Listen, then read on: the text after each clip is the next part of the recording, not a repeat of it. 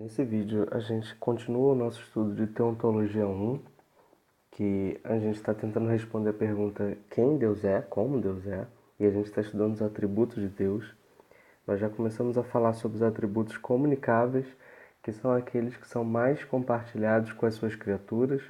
Eles também são chamados de atributos positivos, porque a gente fala deles sempre partindo da experiência humana e dizendo que Deus é assim, só que maior e melhor.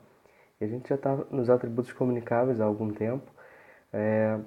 E a gente, nesse vídeo a gente vai começar a falar sobre um dos subgrupos dos atributos comunicáveis, que são os atributos de soberania, certo? Aqueles que tratam da vontade, da soberania de Deus. E o primeiro é exatamente a vontade. E falar da vontade de Deus é um assunto complicado porque gera uma série de discussões, até para a gente conseguir definir vontade de Deus é complicado, né? Por quê?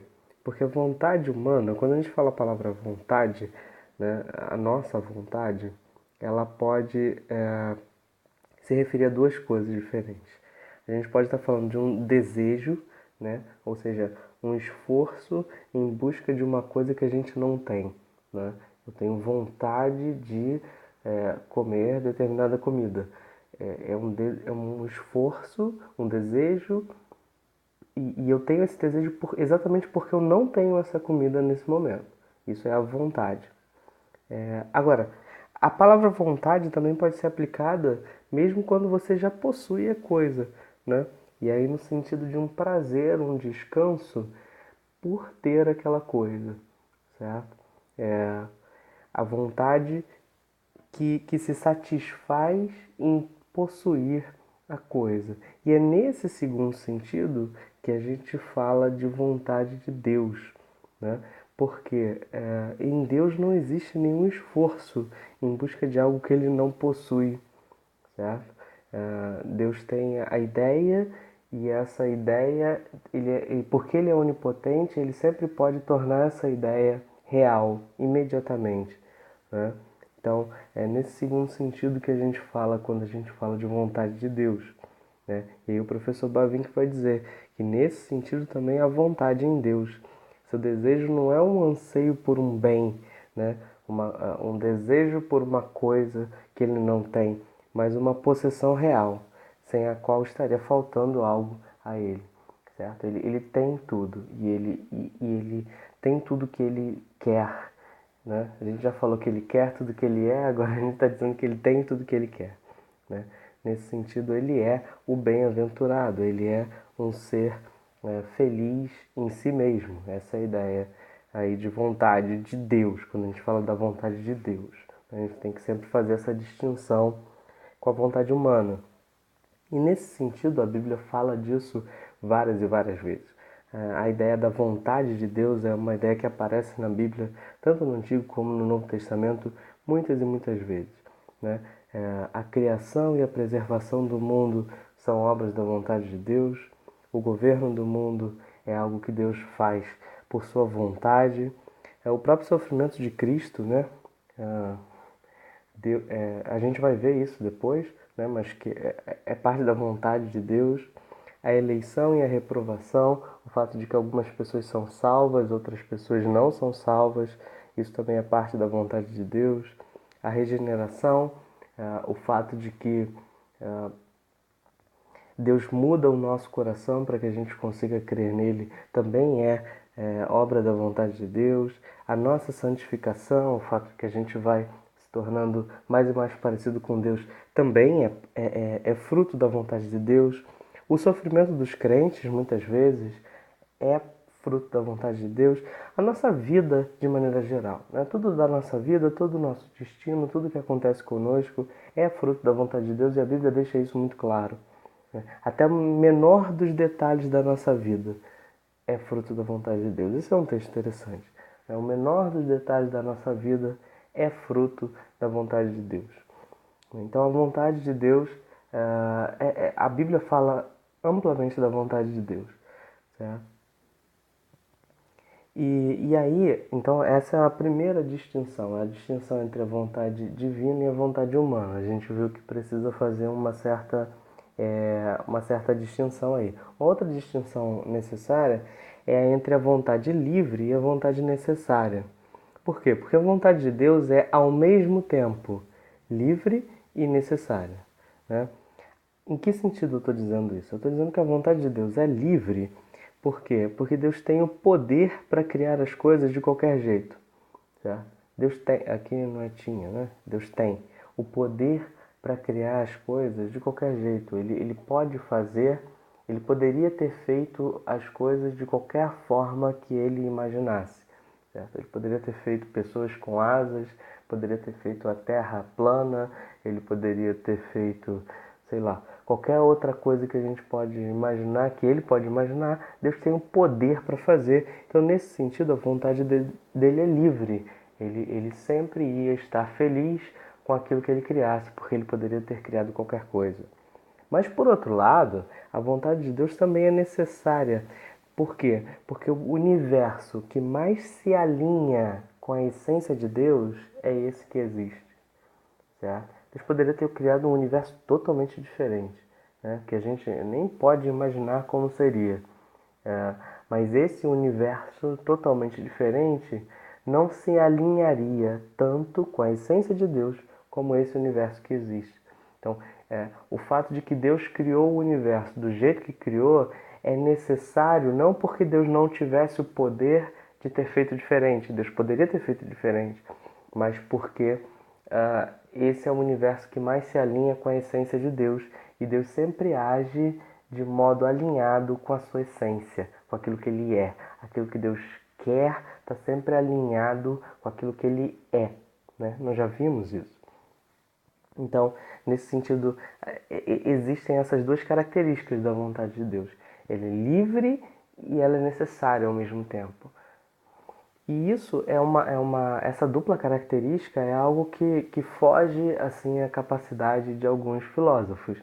Quando você lê alguns livros de filosofia, vários filósofos já tentaram falar sobre a vontade de Deus e eles sempre acabam indo por um caminho ou outro e negando um pedaço ou outro da vontade de Deus. Eu botei só duas citações aí.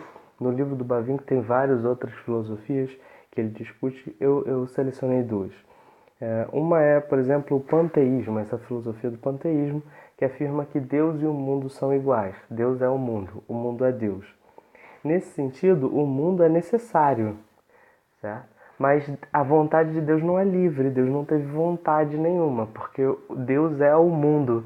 Então, aquilo que existe é necessário para Deus, mas Deus não é livre de forma alguma.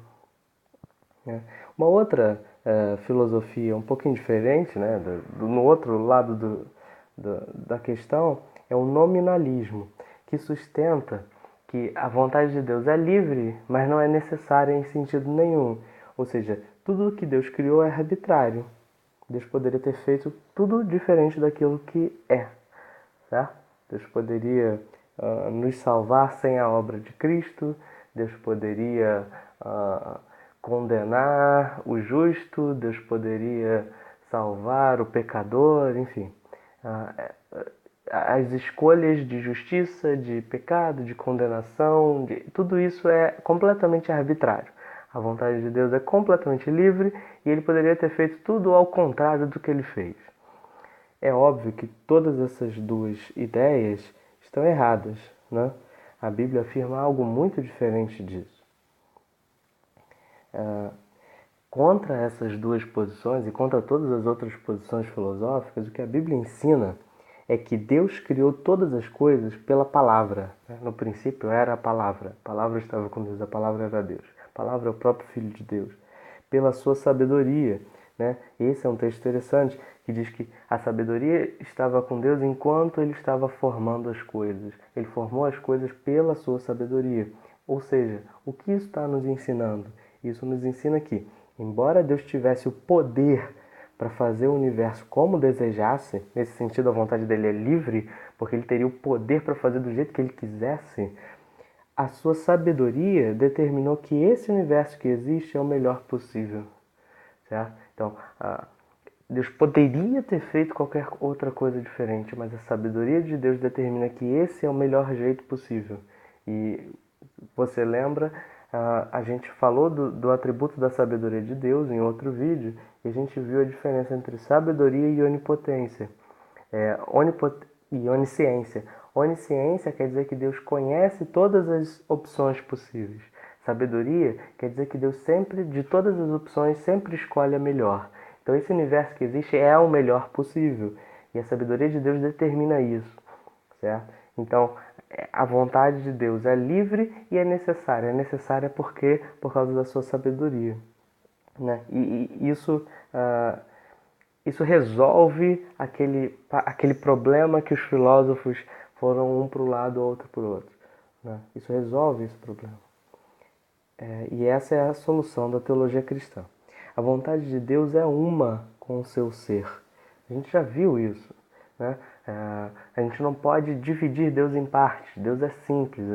A gente não pode dizer aqui está a sabedoria de Deus, aqui está a justiça de Deus, aqui está a vontade de Deus. São coisas separadas. Não, né? Deus é um único ser, que é a sabedoria, ele é a justiça, ele é a vontade, certo? Então a vontade de Deus é uma com seu ser, sua sabedoria, sua bondade e todas as suas outras perfeições, todos os outros atributos de Deus são um em Deus. A gente não pode dividir Deus, né? Dizer aqui termina a vontade de Deus, aqui começa a sua sabedoria.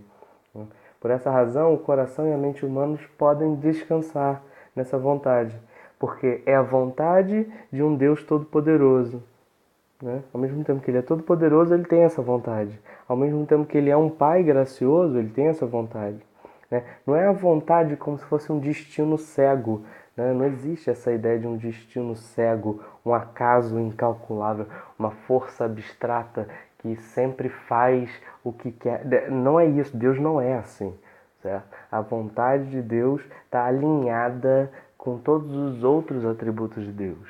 A vontade de Deus está alinhada com sua justiça, com sua sabedoria, com sua graça, com seu amor, né?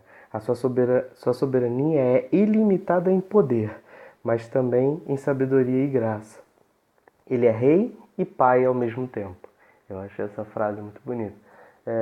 Deus é sábio, Deus é justo, Deus é bom e, sendo sábio, justo e bom, Ele quer que as coisas sejam do jeito que são, certo? Então essa é uma confiança que a gente tem e isso resolve um problema filosófico aí a respeito da vontade de Deus. Ainda existem algumas outras questões sobre a vontade de Deus que a gente vai tratar em um outro vídeo, porque esse aqui já ficou um pouquinho grande. Então, se você gostou do vídeo, dá o seu joinha e continua aí, porque a gente vai falar ainda sobre vontade de Deus no próximo vídeo.